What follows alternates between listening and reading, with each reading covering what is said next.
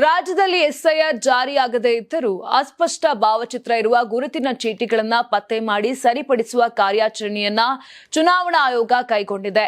ಮಸುಕಾಗಿರುವ ಮುಖ ಚಹರೆ ತಾಳಿಯಾಕದ ಸರಿಯಾಗಿ ಕಾಣದ ಕಪ್ಪು ಬಿಳುಪಿನ ಭಾವಚಿತ್ರ ಸೇರಿದಂತೆ ಭಾವಚಿತ್ರ ಸರಿ ಇರದ 9.25 ಲಕ್ಷ ಮತದಾರರ ಗುರುತಿನ ಚೀಟಿಗಳನ್ನ ಪಟ್ಟಿ ಮಾಡಲಾಗಿದೆ.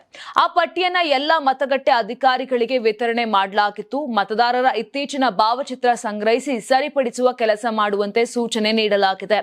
ಜೊತೆಗೆ ಹೆಸರು ಸರಿ ಇಲ್ಲದಿರುವುದು, ಲಿಂಗ, ಸಂಬಂಧ, ವಯಸ್ಸು, ವಿಳಾಸ ತಪ್ಪಾಗಿರುವುದನ್ನು ಪರಿಷ್ಕರಣೆ ಮಾಡಲಾಗುತ್ತಿದೆ.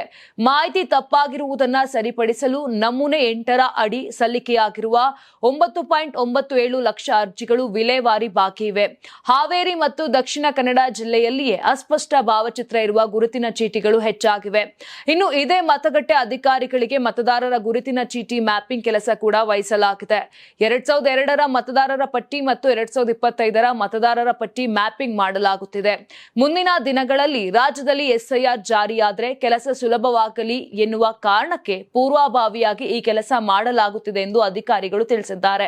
ಅಂತಾರಾಷ್ಟ್ರೀಯ ವಾಣಿಜ್ಯ ಮೇಳ 2026 ಫೆಬ್ರವರಿ 6, 7, 8ರಂದು ಬೆಂಗಳೂರಿನ ಅರಮನೆ ಮೈದಾನದ ತ್ರಿಪುರವಾಸಿನಿಯಲ್ಲಿ ಆಯೋಜಿಸುತ್ತಿದೆ.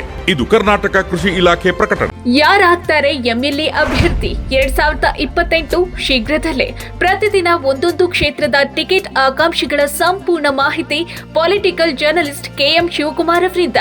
ಕರ್ನಾಟಕದ ನಂಬರ್ 1 ಡಿಜಿಟಲ್ ಮೀಡಿಯಾ ನಿಮ್ಮ ನೆಚ್ಚಿನ ಕರ್ನಾಟಕ ಟಿವಿಯಲ್ಲಿ ಮಾತ್ರ. ನೀವು ಸಣ್ಣ ಆಗ್ಬೇಕಲ್ವಾ? ಅದು ಒಂದು ಉತ್ತಮ ಆಹಾರದಿಂದ ಸಣ್ಣ ಆಗ್ಬೇಕಲ್ವಾ? ಪ್ರತಿದಿನ ನಮ್ಮ ಜೀನಿ ಸ್ಲಿಮ್ ನ ಯೂಸ್ ಮಾಡಿ ಯಾವುದೇ ಸೈಡ್ ಎಫೆಕ್ಟ್ ಇಲ್ದಂಗೆ ನೀವು ಸಣ್ಣ ಆಗ್ತೀರಾ.